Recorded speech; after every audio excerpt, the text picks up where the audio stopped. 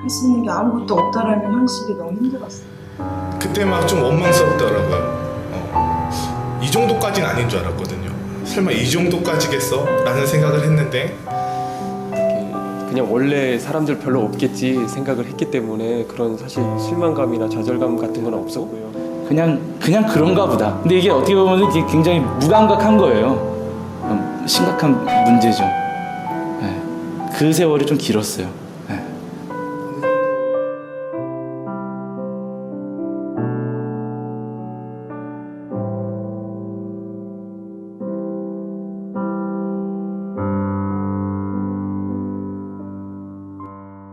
우리는 이제 다음 주에 교회 문을 완전히 닫아버려요.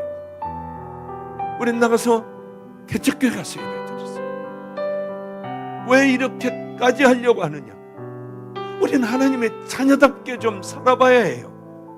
그저 쉬운 데 가서 예배나 한번 드리고 그냥 가버리는 게 아니라 정말 하나님이 나를 바라보시며 하나리라도 좀 옥토에 떨어지는 그런 삶을 좀 살고 싶어요. 우리 믿음의 자녀들이에요. 이 땅에 머물다 가는 자녀들입니다. 이렇게 사는 것이 아니라 우리 삶에도 그렇게 살아가는 믿음의 자녀들이 있었으면 좋겠어요. 예전에 제가 아무도 없을 때 혼자 있을 때는 저는 솔직하게 다른 교회 부목으로 얼른 가야겠다는 생각이 굉장히 강했어요. 근데 성도님들이 오시면서 지금은 전혀 그런 생각을 하지 않습니다. 그만큼 지금 있는 자리가 너무나도 행복하고 다른 사람이 바꾸자고 하면은 저는 싫어요. 솔직히 싫은 마음이 강하고 성도님들은 그냥 한번 가야지라는 의무감으로 오셨을 수는 있겠지만 그렇게 오신 성도님들을 통해서 목회자의 마음도 바로 설 수가 있었고 정체된 교회, 아무 힘도 없는 교회가 그 귀한 성도님들의 섬김의 손길로 많이 세워졌고 정말 감당 못할 은혜를 입었고 쓰러져가는 목회자 한 사람도 살리셨다는 것을 꼭 기억하셨으면 좋겠습니다. 정말 감사합니다.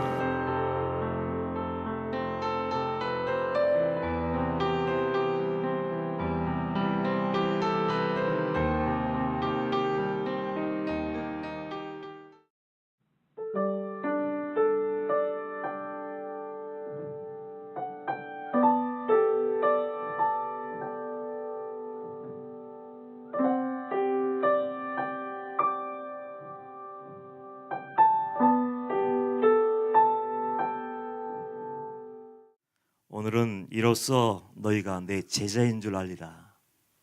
이로써 너희가 내 제자인 줄 알리라. 이 제목을 가지고 말씀을 나눌 때 하나님의 그 감동하심이 이런 심령 속에 가득 채워지길 축복합니다. 개척교회 하면은 여러분 어떤 말이 떠오르세요? 개척교회. 개척교회 하면은 어려운 교회, 작은 교회, 힘없는 교회, 내가 도와줘야 될 불쌍한 교회, 그런 단어들이 떠오를 것 같아요. 저도 개척교회 시설이 있었습니다. 아무것도 모르는 병아리 같은 목회 초년병이 시골 작은 마을에 그 개척교회에 가서 섬기게 되었어요. 도움을 받을 수밖에 없는 상황이더군요. 돈도 없지요. 정말 쌀도 없죠. 가스통도 없죠. 가스레인지도 없죠. 아무것도 남아있지 않은 빈 털털이 빈 집에 들어가서 첫날 밤을 보내는데 혼자 들어가서 첫날 밤을 보내는데 얼마나 어이가 없는지. 그럼에도 불구하고 어렵고 힘든 상황이었지만 제 마음속에는 한 가지 소원이 있었습니다. 내가 힘들고 도움받아야 될 형편이고 그런 삶을 살아가지만 언제까지나 남의 손만 바라보며 야 도와주세요 도와주세요 뭔가 좀 해주세요 이것만 요구하는 것이 아니라 내가 할 수 있는 것은 내가 하자. 내가 할 수 있는 것은 정말 해야 되지 않겠나. 그렇게 뜻을 정하고 우리 교회 개척교회이고 할머니 한 분, 할아버지 한 분, 애기 엄마 한 분, 세 분으로 시작했지만 우리도 뭔가 하나님의 영광을 위해서 이웃들을 위해서 우리 뭔가 해보지 않을까요? 해봐야 되지 않을까요? 그래서 선포를 하고 제일 먼저 저와 처지가 비슷한 동료들을 불러다가 한여름날 삼계탕을 대접하는 곳이었어요. 그 누구도 생각하지 못했을 겁니다. 삼복도의 더위에 우리 성도님들이 주방에 들어가서 땀을 뻘뻘 흘리면서 비 오도 땀을 쏟으면서 열심히 삼계탕을 끓이는 모습을 한번 생각해 보세요. 그들 마음속에는 어떤 기쁨과 어떤 감사와 어떤 희망의 물결이 요동치고 있었습니다. 지금도 그렇지만 시골교회에서 목회한다는 것은 쉬운 것이 아니에요. 사람 보기가 어려워요. 도시로 다 나가버려요. 하나 키워놓으면, 청년 하나 키워놓으면 그 다 도시로 나가버리기 때문에 개척교회를 면할 수 없는 그런 교회들도 많아요. 좀 제가 초대장을 다 돌렸을 때 그분들도 웃더라고요. 아이고, 개척교회에서 어떻게 이런 일을 합니까? 우리보다 더 어려운 것 같은데. 그러면 손사래를 쳤지만은 다 오셔서 함께 모여, 어려운 동지들이 모여서 그 무더운 날 그 땀을 흘리면서 그 삼계탕을 나눠 먹을 때 얼마나 감사했던지. 한번 섬기고 나니까 아유, 이 용기가 생기는지요. 어느 날 우리 성도들에게 예배드리다 말고 선포를 했어요. 우리 교회는 하나님이 함께 하시고 하나님이 기뻐하시는 교회 맞죠? 그렇게 얘기하면서 이제는 이 마을 동네 어른들을 섬깁니다. 전체를 섬깁니다. 입이 다 쩍 벌어졌어요. 아니, 교인 숫자는 아무리 불러와도 김집사 하나, 이집사 하나, 좀 늘었어도 박집사하고 아무개 원사님하고 한 20여 명 이렇게 앉아 있었는데, 아니 또 마을 어른들을 다 섬긴다는 말에 예배드리다 말고 입이 쫙 벌어지고 어리둥절했습니다. 예배 마치고 나서 회의를 하는데 반으로 나눠지더군요. 목사님, 전도사님, 우리 교회 형편을 생각하셔야 됩니다. 삼계탕 10마리, 20마리 끓이는 거하고 100명의 어른들을 섬기는 거하고는 차원이 다릅니다. 이성주의자 빌립 같은 제자처럼 어떤 분은 돈도 없지요, 쌀도 없지요, 준비된 것이 아무것도 없습니다. 또 반대 안드레와 같은 용감한 성도도 있어요. 우리는 할 수 있습니다. 하나님이 함께 하시면 모든 것을 다 할 수 있습니다. 그렇게 얘기를 했어요. 찬반 여론이 있었지만 결국에는 한 마음이 되어서 그 일을 하게 되었습니다. 저는 제가 해야 될 것을 냈어요. 마을 구석구석을 다니면서 어른들 한 번만 저에게로 오십시오. 한 번만 오십시오. 가가오 방문하며 대문을 두드리며 그 초대장을 돌렸고, 당일날에는 봉오차를 끌고 온 동네를 휘저어서 그 예배당으로 인도를 했고, 우리 성도님들, 집사님들은 스스로가 나는 돈을 내겠어요, 나는 쌀을 가져오겠어요, 나는 반찬을 뭘 해오겠어요, 그 하나씩 준비해서 그 어른들 100명이 넘는 그 어른들을 섬겼어요. 어쩌면 평생 단 한 번밖에 교회 나올 수 없는 기회가 있는 그분들에게 제 마음속에는 그 복음을 증거해야 되지 않겠니? 십자가의 복음을 증거하고, 적어도 한 번 교회 와서 십자가 한 번 바라보고 성경 말씀 한 번 듣고 찬양 한 번 같이 함께 부르고, 그리고 기도 한마디 더 드리면 어쩌면 하나님께서 역사하시면은 그 마음속에 예수 그리스도의 구원의 복음이 심겨질 거 아니에요. 그 마음에 그 찬반 여론이 뜨거웠지만 그 일을 해냈어요. 그 일을 해냈을 때 저에게도 기쁨이 있었고, 저희 작은 개척교회 성도님들 마음속에도 감사가 넘쳐나게 되었습니다. 여러분, 구원이 무엇입니까? 우리가 구원을 얘기하고 방주교회 성도님들은 그 십자가의 복음을 듣기 위해서 왔다. 회개의 복음을 듣지 못했는데 여기 이제야 내가 회개의 복음을 듣고 이제 살겠다, 그런 얘기를 많이 하고, 구원받기 위해서 마태복음 5장, 6장, 7장을 묵상하며 천국문을 향해서 나간다고 얘기합니다. 회개를 얘기하고 십자가를 얘기하고 구원을 얘기하지만 한 가지 부족한 부분이 보일 때가 있어요. 개인의 구원에는 열중하고 있어요. 나의 구원, 내 영혼이 천국 가는 것에는 열중되어 있지만 그 구원, 내가 경험한 하나님의 사랑, 내가 체험한 하나님의 은혜를 흘려보내려고 하진 않는 거예요. 여러분, 진정한 구원이 무엇입니까? 구원의 증거가 뭐예요? 나 혼자 감격하며 눈물 흘리며 찬양하며 예배하는 것, 나 혼자 주옥 같은 말씀을 듣고 감동받는 것, 그것이 구원입니까? 그것이 구원의 증거입니까? 그건 구원의 증거가 아니에요. 여러분들이 정말 하나님의 사람이고 성령의 사람이고 구원받은 예수 그리스도의 자녀라면요, 여러분의 심령 속에 심겨진 그 생명의 씨앗이 여러분을 통해서 흘러 넘쳐야 되는 줄 믿습니다. 흘러 넘쳐야 돼요. 이제는 사랑만 요구하고 하나님 내 기도에 응답해 달라고 간청하는 것이 아니라 이제는 내가 받은 은혜와 사랑을 그 감격해서 그 은혜와 사랑을 내가 흘려보내야지, 그 제자의 삶으로까지 나갈 수 있어야 돼요. 성경에 보면은 구원받은 사람들의 모습, 구원받은 사람들의 증거가 기록되어 있습니다. 멀리 안 가고 사도행전에 가면은 오순절 역사 이후에 굉장한 전도 폭발, 대부흥이 일어났습니다. 그 부흥의 현장에 있었던 그 성도들의 모습을 표현하는데 기가 막히더군요. 정말 감동적이에요. 날마다 모여서 예배하고 날마다 모여서 찬양하고 기도하고 말씀을 나누고 날마다 모이는 거예요. 주일 오전에만 모이는 것이 아니라 수요일 저녁에만 모이는 것이 아니라 매일매일 시간 나면 시간이 있을 때마다 예배당에 모여서 예배하고 찬양하고 말씀 나누는 그 모습 얼마나 아름다운지. 그런데 여러분, 그 뒤도 기억할 수 있어야 돼요. 구원받은 하나님의 자녀들이 모여서 예배하고 말씀 듣고 은혜 받았다면은 그 다음으로 나가야 돼요. 뭡니까? 그들의 수식어가 뭐예요? 유무상통. 내 것을 주장하지 않았어요. 나를 주장하지 않았어요. 나만 살아가고 나만 내 이익을 위해서 내 만족을 위해서 지금까지 살아왔지만 이제는 주인이 바뀌었어요.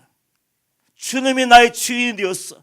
주님께서 나를 위해서 십자가에서 물과 피를 다 흘려주셨어. 그것을 알고 나니까 이제는 내가 아닌 주님을 먼저 생각해요. 하늘에 계신 그 하나님, 내 마음속에 계신 그 예수님의 마음을 먼저 헤아리고 내가 아니라 내 옆에 있는 내 사랑하는 동료들, 이웃들, 내 가족들을 먼저 생각하기 시작했어요.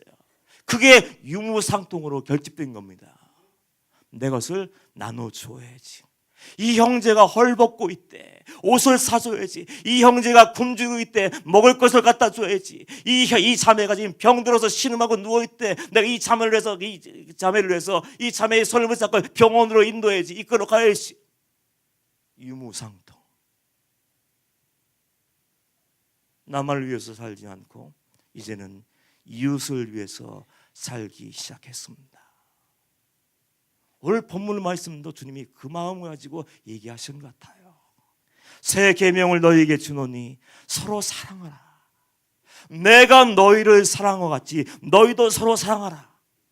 사랑은 동사예요, 여러분. 명사가 아니에요. 액자가 아니에요.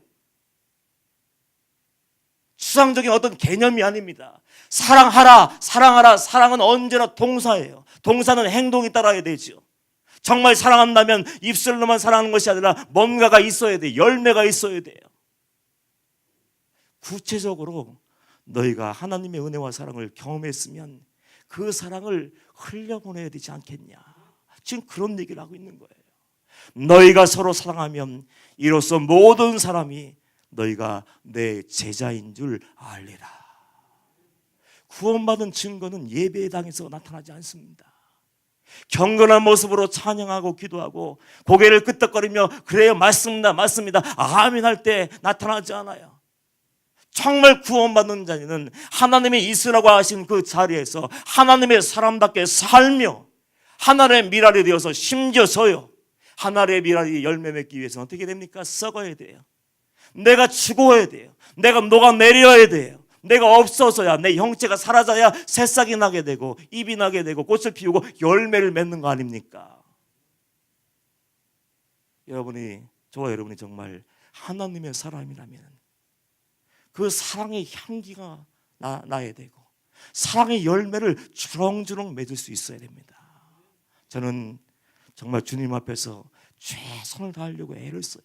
나름대로 애를 써요. 하나님이 어떤 기준을 가지고 있는지는 모르겠고 여러분이 어떤 기준을 가지고 저를 바라보고 있는지 모르겠지만 제 나름대로 애써봅니다. 매일매일 기도하면서 저는 이런 기도를 드려요. 하나님, 오늘이 마지막 날인 것처럼 살게 해주세요. 정말로 오늘 하루가 하나님 앞에서 부끄럽지 않은 날, 오늘 하루가 하나님 앞에서 마지막 날인 것처럼, 하나님이 오늘 나에게 허락하신 마지막 선물인 것처럼 생각하고 최선을 다하고 두렵고 떨림으로 나의 구원을 이루가며 사랑하다 주님 품에 안기게 해주세요. 그런 기도를 계속해서 되뇌며 기도하고 있습니다. 우리가 구원받은 하나님의 자녀이지만 끝까지 놓지 못하는 것이 있더라고요. 순종하지 못하는 것이 있어요. 저에게 어려운 것은 용서하지 못하는 거예요. 사랑할 수 없는 사람 사랑하며 용서할 수 없는 사람 용서하며 어떤 억울한 일을 당해도 변명하지 말고 입을 다물고 낮은 것으로 내가 섬기란 말을 수만 번도 아마 수백 번도 수천 번도 들었을 텐데 그 말씀에는 동의하지만 아직도 해결되지 않은 어떤 사람이 있는 것 같아요. 용서했어, 덮었어, 그를 도와줘야 돼, 섬겨줘야 돼, 몰래 가서 섬기고 와라, 몰래 가서 도와주고 와라 이렇게 하는데 이상하게도 다 해결된 줄 알았는데 문득 지나가다가 그 사람의 이름이 딱 들리면 여기서 분노가 올라와요. 왜 이리 안 되는지. 다 용서했다고 얘기하고 용서받았다고 얘기했는데 왜 그 사람의 이름 비슷한 이름만 들리면 왜 분노가 끌어올까? 저에게 어려운 것은 용서예요. 그럴 때마다 주님 앞에 나가서 무릎 꿇고 하나님 저를 용서해 주세요. 저는 안 되는 사람이에요. 제발 저도 바꿔줘서 예수님의 마음을 가지고 사랑할 수 있게 해주세요. 그렇게 회개의 기도를 드려요. 또 한 가지 어려운 게 있습니다. 그건 다른 거 아니죠. 물질. 섬기기를 원했고 주님을 위해서 모든 걸 다 던져버렸는데 그 던져버렸던 그 물질이 내 안에 어느새 쌓여버렸어요. 많은 돈은 아니지만 다 나눠주고 다 퍼주었는데 어느새 다 버렸다고 생각했던 그 물질, 나는 적어도 물질 때문에 매이진 않을 거야, 물질 때문에 하나님의 앞에서 부끄럽진 않을 거야, 그렇게 호언장담하며 큰 소리를 뻥뻥 쳤는데 주님 만나고 10년이 훌쩍 넘어버렸어요.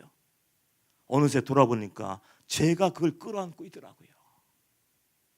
왜 이럴까? 왜 아무것도 아닌 물질 때문에 벌벌벌 떨고 있을까? 가만히 생각해 봤어요. 나름대로 이유를 찾아보려고 가만히 생각해 봤더니 아픈 기억들이 있더라고요. 저는 어려서부터 용돈이라는 건 존재하지 않았어요. 간식 존재하지 않았습니다. 얼마나 어렵게 살았는지 언젠가 고등학교 때인가 중학교 때인가 기억이 잘 안 나는데 바지가 없었어요. 학교에 입고 갈 바지가 없었어. 그래서 아버님에게 주세요, 바지 하나만 사달라고. 아무것도 아닌지 바지 하나, 청바지 하나, 시당표라도 좋으니까 청바지 하나만 사달라고 거절당했어.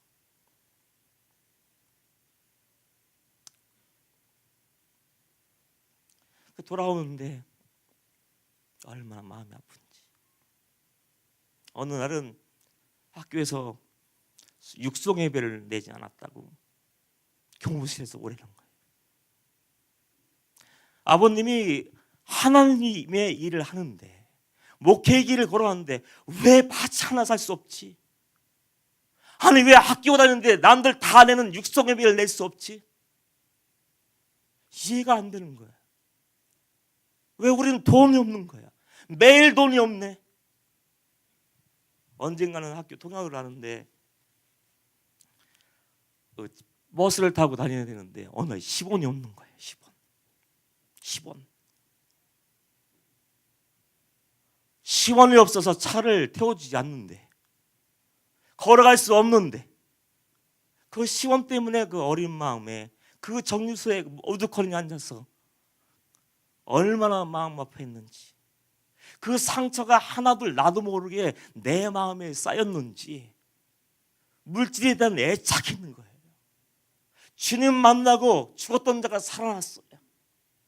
요단강 건너갈 뻔 내가 주님의 은혜로 회복되었어요. 다 나눠졌는데 어느 순간 돌아보니까 그걸 내가 움켜쥐고 있는 거예요. 얼마나 어이가 없는지 다시 결심하고 모든 것을 다시 깨기 시작했습니다. 그동안 가지고 있던 것 다시 다 흘려보내며 남이 모르는 곳에 다 심기 시작했어요. 너는 애쓰는 거예요. 정말 나름대로 애를 쓰는 거예요. 한 번은 청소년 집회에 참여했는데 마지막 날 집회 다 하고 말씀을 증거하고 기도를 하는데 아이가 기도 안 하고 이러고 있는 거예요. 맨 앞에 자리에 앉아 있었는데 기도도 안 하고 찬양도 안 하고 그냥 고개를 푹 숙이고 가만히 앉아 있는 거예요. 겉모양을 볼 때는 이 아이가 이 자리에 왜 왔어? 이 방학에 이 더운 날 그 연합 집회에 왜 와서 앉아 있는 거야? 속으로 좀 안타까운 마음이 있었어요. 찬양하고 동성기도를 시작하고 한 영혼 한 영혼 기도해 주기 시작했어요. 다 기도하고 마지막에 거슬러 올라와서 그 아이의 머리에 딱 손을 대었는데 이게 웬일입니까? 제 개인적인 체험이니까 이해하세요. 그 아이의 머리에 손을 대는 순간 하늘에서 위에서 은혜가 쏟아지는 것이 아니라 그 아이의 몸에서 뜨거운 불기둥이 올라오는 줄 알았어요. 뜨거운 불기둥이 올라오는 거예요. 얼마나 하나님이 사랑하시는지, 하나님이 은혜 주시고 하나님이 보고 계시는지 깜짝 놀라서 손을 냈다가 떼고 이름표를 보고 확인하고 앞으로 나오다가 다시 궁금해서 뒤돌아보고 얘가 어떤 아이이길래 하나님께서 함께 하실까 궁금해서 예배 끝난 다음에 그 아이에 대해서 물었어요. 물었더니 그걸 물어보지 말아야 되는데 그 아이의 사인이 들리더라고요. 이 아이는 그 집회에 참석하기 위해서 어쩌면 인생을 걸은 거예요. 이 아이. 그 여름방학 기간 동안 아르바이트를 내서 등록금을 내야 되고 기숙사비를 대야 되고 그래서 학교를 가서 생활해야 되는데 근데 그 시간만큼은 예배 시간만큼은 꼭 참석하고 싶었어. 하나님 저 학교도 가고 싶고 그리고 하나님께 나가 찬양하고 예배도 드리고 싶고 그 갈등하다가 하나님 제가 학교에 등록을 못해도 내가 기숙사에 들어가지 못한다 할지라도 내가 하나님을 택하겠습니다. 와서 예배 드리는데 그 기도가 깊은 한나와 같은 탄식의 기도였어요. 입술을 달싹하지는 않았지만 소리를 내지 않았지만 두 손 들고 찬양하며 기도하지 않았지만 그 정지된 모습으로 깊은 속으로 하나님께 사랑을 고백하며 말씀을 사모하며 하나님께 인생을 걸었습니다. 하나님께 책임져 주세요. 그러고 나와서 예배 드린다는 얘기를 들으니까 제가 마음이 약한 사람이에요. 마음이 또 얼마나 아픈지. 그럼 그 아이를 불러와라. 불러와서 너는 또 어떤 아이냐 물어봤더니 어머님도 안 계셔요. 아버지도 안 계셔요. 할머니하고 여동생하고 같이 사는데 이건 어디에서 소망이 없는 삶을 살고 있대요. 그 얘기를 듣고 난 다음에 주님 앞에서 저를 깨기 위해서 내가 끌어안고 있는 그 물질을 또 한 번 깨기 위해서 너는 걱정하지 말아라. 하나님이 너를 사랑하시오. 내가 힘을 다해서 너를 도와줄게. 그리고 졸업하는 그 순간까지 그 모든 것을 다 책임져 주게 되었습니다. 지금 생각해 보면 정말 하나님의 은혜로 그것을 감당할 수 있었어요. 진정한 구원의 표지. 구원받은 하나님의 자녀의 모습이 뭘까요?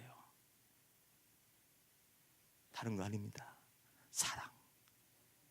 내가 사랑받기 원하는 만큼 사랑하고 있는가? 내가 용서받기 원하는 만큼 용서하고 있는가? 내가 이해받기 원하는 만큼 이해하며 섬기고 있는가? 예배하고 있는 모습은 아무것도 아닐 수 있어요. 사도 요한이 말년에 그런 설교를 했대요. 이제 기력도 없고 눈도 침침해지고 걸을 수도 없던 사도 요한이 그 제자들의 부축을 받으며 단위에 올라와서 짧게 설교하는데 이런 설교를 했습니다. 서로 사랑하십시오. 서로 사랑하십시오. 서로 사랑하십시오. 그 설교를 매주 하는 거예요. 매주. 다음 주에도 하고 한 달 지난 다음에도 하고 두 달 지난 다음에도 하고 1년이 지났는데도 그 설교를 하니까 성도들 편에서는 이건 어이가 없는 거죠. 그래서 오늘 제자들이 그 요한에게 물었답니다. 선생님 왜 한 가지 왜 똑같은 말을 계속해서 다람쥐 쳇바퀴 도는 것처럼 돌면서 그 얘기를 계속하고 있습니까? 그랬을 때 사도 요한이 이렇게 한마디 했어요. 주님의 명령이기 때문에. 명령. 주님께서 그렇게 하라고 말씀하셨잖아. 너희가 구원받은 하나님의 자녀고 예수 그리스도의 사랑과 은혜로 건진받은 하나님의 자녀라면 마땅히 사랑하는 것이 주님의 뜻이야. 아멘. 그것이 주님의 뜻이 분명하다면은 오늘 우리는 이 하나님의 말씀을 붙잡고 살아내야 돼요. 삶의 자리에서 몸부림쳐야 돼요. 내가 아까운 거 있습니다. 필요한 거 있습니다. 나를 위해서 써야 돼요. 그러나 그럼에도 불구하고 그 하나님의 사랑이 상생하고 선명한 그 실제라면요, 그 주님 때문에, 주님의 은혜 때문에 나는 내 욕망은 십자가에 못 박고 나만을 위해서 사는 것이 아니라 이제는 이웃을 위해서 살아낼 수 있어야 됩니다. 우리는 다음 주에 교회 문을 닫습니다. 동행. 얼마나 아름다운 말인지 몰라요. 두 사람 이상이 함께 걸어가는 것 얼마나 멋집니까? 방주교회가 모든 전 세계 사람들에게, 주변 사람들에게 인정받는 하나님의 교회가 분명하지만, 그러나 우리만 걸어가면 안 돼요. 우리만 세워지면 안 되고, 우리만 많은 성도들이 모여들고 우리 교회만 커지면 안 됩니다. 주님이 원하시는 그 자리로 나가서 섬기는 거예요. 개척교회 제가 경험해 봤잖아요. 정말 서러울 때 많아요. 어떤 때는 성도조차도, 같은 교회의 성도조차도 사람 취급 안 해요. 목사 취급 안 해요. 너는 능력이 없으니까 이 자리에 있는 거 아니야. 너는 아무것도 알 수 없는 나약한 사람이니까 개척교회를 면하지 못하는 거 아니야. 아닙니다. 사명감 가지고 오지에 들어가서 할머니 10명 놓고 20명 놓고 상명을 거는 종들 얼마나 많은지 몰라요. 도시교회 목사들요, 감사해야 돼요. 키워놓으면 올라가는 그 사람들이 지금 이 자리에 앉아있는 거 아니에요. 바로 절망에 빠져있는 그 교회를 세우기 위해서 여러분 주님의 심장을 가지고 달려나가십시오. 나가서 방주교회 성도답게, 하나님의 제자답게 깊은 마음으로 달려가서, 하나님이 은혜를 주셨으면, 물질을 주셨으면 물질을 다 헌금하고 오고, 나는 하나님 가진 것이 없는데 그러면 가서 열심히 찬양하고 열심히 기도해주고, 목사님 손 한번 붙잡고 악수해주고, 우리가 목사님을 위해서, 이 교회를 위해서 기도해 드릴게요. 그러면은 그 한마디가 어쩌면 낙심과 절명에 빠져있는 한 종을 세울 수 있고, 한 소망 없는 교회를 세울 수 있는 부흥의 씨앗이 될 수 있습니다. 여러분, 하나님을 진정으로 사랑하십니까? 아멘이 작아요. 하나님을 정말로 사랑하는 여러분 되기를 축복합니다. 하나님을 사랑한다면 이제는 이웃사랑, 그 증거로, 열매로 여러분의 신앙의 진정성을 하나님 앞에서 증명하시기를 축복합니다. 말씀 한번 읽고 마칠게요. 새 계명을 너희에게 주노니 서로 사랑하라. 내가 너희를 사랑한 것 같이 너희도 서로 사랑하라. 너희가 서로 사랑하면 이로써 모든 사람이 너희가 내 제자인 줄 알리라. 제자가 되시기를 축복합니다. 오늘 성찬식을 합니다. 오늘 성찬을 하면서 기도하는 마음으로 참여하시면서 이렇게 기도했으면 좋겠어요. 하나님을 정말로 사랑하게 해주세요. 정말 목숨을 걸고 내 인생을 걸고 하나님을 정말로 사랑할 수 있는 내가 되게 하시고, 그 하나님의 사랑을 날마다 경험하며 그 하나님의 사랑을 마음껏 흘려보낼 수 있는 사랑의 수로가 되게 하여 주옵소서. 우리 찬양할까요? 보혈을 지나